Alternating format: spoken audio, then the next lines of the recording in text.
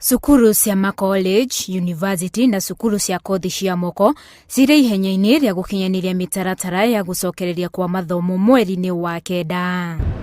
Mwandĩki mũkaru ministry-inĩ ya gĩthomo Belio Kipsang arĩcera-inĩ rĩa gũthũrima mĩtaratara ĩrĩa cukuru wa arutani wa Narok ũgathĩkĩte, augĩte atĩ gũtirĩ cukuru ona ũmwe ũkũhingũrwo ũtakinyanĩria mĩtaratara ĩrĩa yendekithĩtio nĩ ministry ya gĩthomo. Not a must that all colleges open.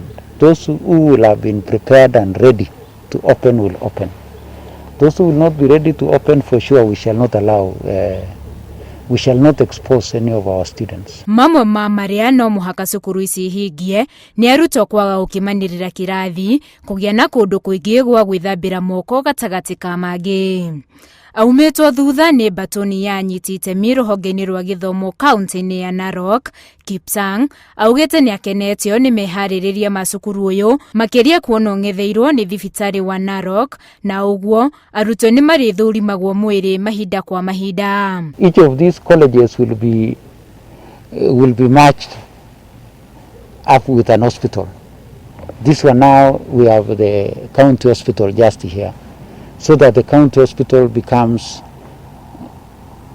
a close monitor of this college every time on medical issues. Kipsang augĩte gũtirĩ ihiga rĩgũtigwo rĩtaguũrĩtio gũkinyanĩria ũgitĩri wa arutwo mathomo macokereria, kuona namba ya arwaru a COVID-19 ĩrongerereka o gũkĩire. We would want to be sure that we have had a visit and an assessment to be sure that our trainees and the students who will come will be safe.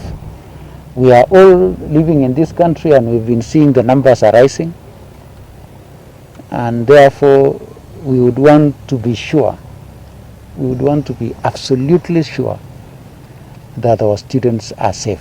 Handũ-inĩ ha Inooro TV, njĩtagwo Winnie Kimani.